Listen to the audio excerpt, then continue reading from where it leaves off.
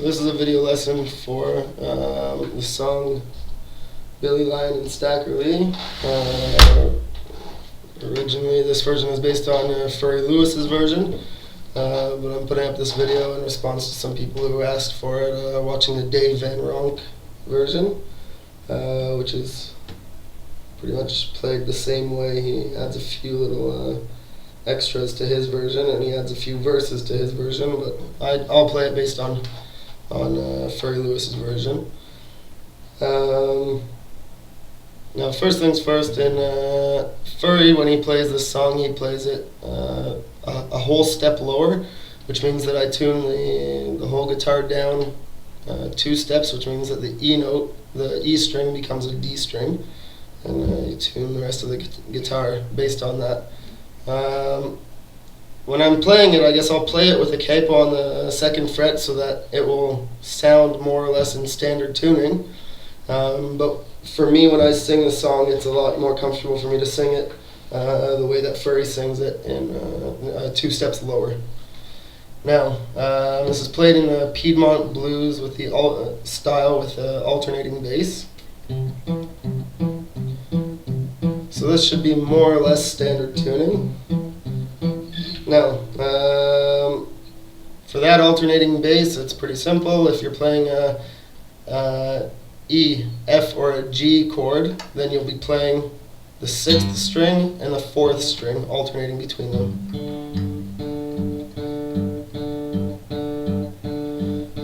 For anything which is a B, or a C chord, you play the 5th and 4th strings because your root note is starting on that 5th string. So if it's a C chord, you'll be playing 5-4, 5-4. Now you could do alternating bass styles which are a little bit more complicated, like. But for this song, I think it's just fine with all the flourishments that he adds with the melody. I think it's fine just doing the 5-4 simple alternating bass. The song's in C, and he's basically playing that bass, picking out the melody with his 1 finger, I think, his index finger, and the melody starts on, if you were just tuned regularly, with your pinky on the 3rd fret, with the 1st string open. So it starts like this. I'm not touching the first string. Okay, so that's where we start, in a C chord, playing the open 6th string, and that's the first note of the song. Now, the melody that he picks out is like this.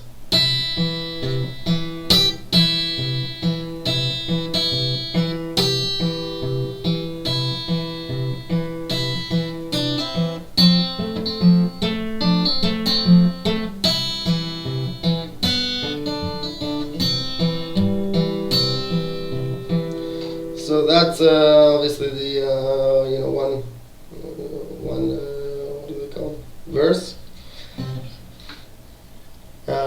The first little bit of it is just him putting his pinky on the 3rd fret of the 1st string and taking it off. So if you'll just watch, it's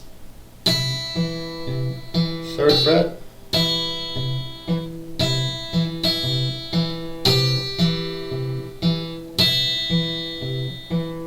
So up until here, we've just had the 1st string open and fretting the 1st string 3rd fret.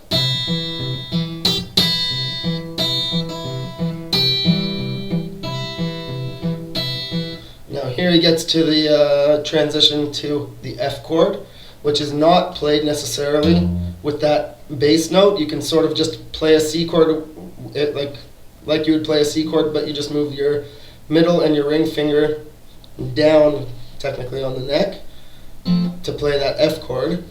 So the transition comes like this.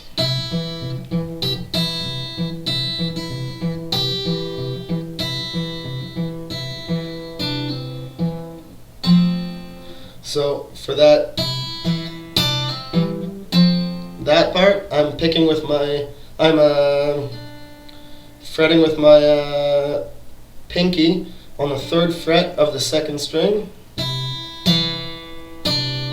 and pulling off. and then you switch to the F chord. And you're playing basically the C note in the F chord on the second string, first fret, and you pull off from the third fret like this, and then you're back to the C chord, first string open, to the G chord with the second string open. And this little bit is quite nice, I like it a lot. It goes like this.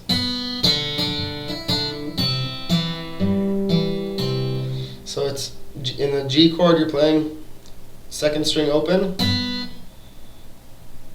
I'll start from the C chord to the G for second string open. You're picking the third fret of the second string and first string open.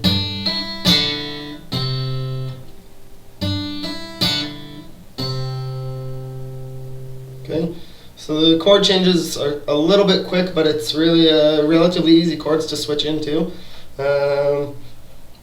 So that's basically all the verses are like that, and in some of the between more or less every other verse, Furry Lewis adds a little bit of a solo sort of thing, which is like this.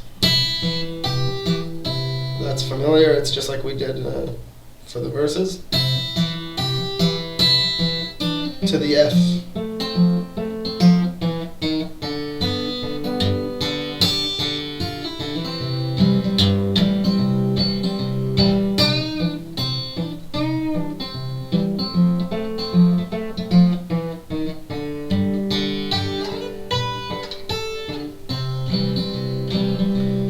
Okay, so what he's got going here is the C chord sounds very much the exact same, more or less, as the what we play in the verse. Switch to the F chord, and then he has this little bass run, which is just on the fourth string, third fret, runs down, third, second, first, open,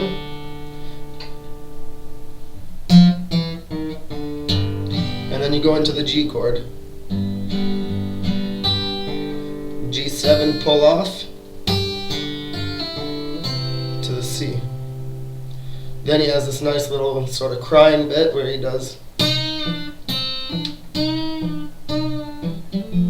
back to the F. That's just him pushing up on the third fret of the second string. Back to the F, you do that little descending bass line.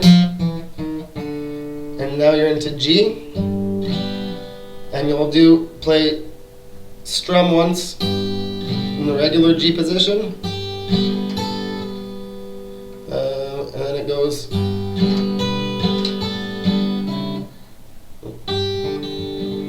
Sorry, I forgot what I'm playing.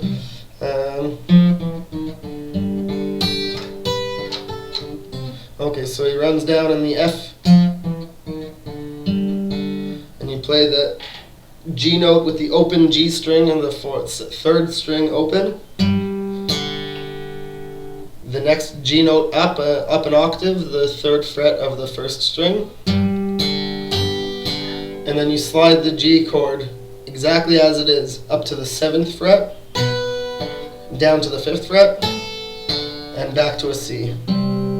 So from the descending F line, it's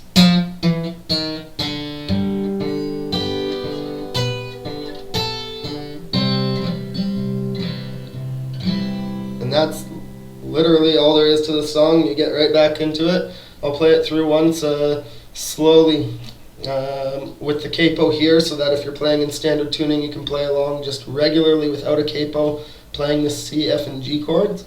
And then I'll take off the capo and sing a little bit of it for you, so that you can get an idea of how it goes with the lyrics. And when I take off the capo, at least it'll be comfortable for me to sing. So I'll try and play it through slowly now.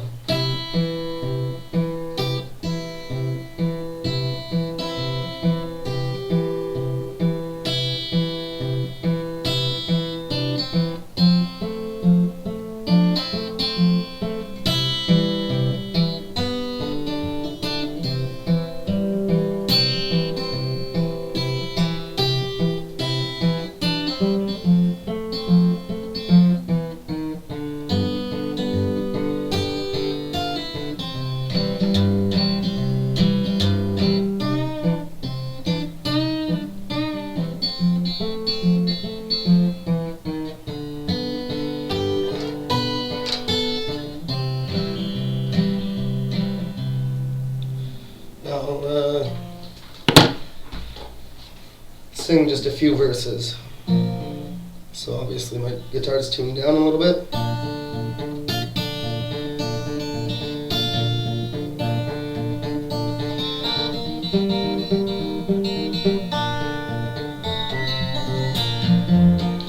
I remember one September on Friday night, Stack O'Lee and Billy Lyons had a great fight. When you lose your money, learn to lose. Billy Lyons, he shot 6 bits, Staggy bet he passed. Stack O'Lee out with his 45, saying you done shot your last. Cry when you lose your money, learn to lose.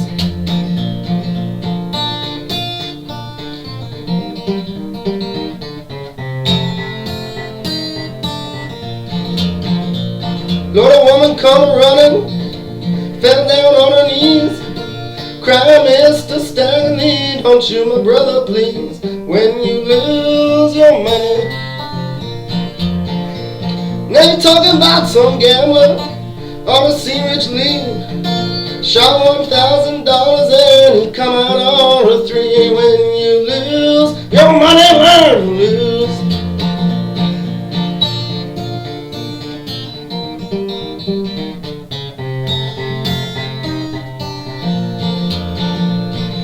Lord, the judge told the sheriff we'd want him dead or alive. How in the world can we bring him in when he totes a 45? When you lose your money, learn to lose.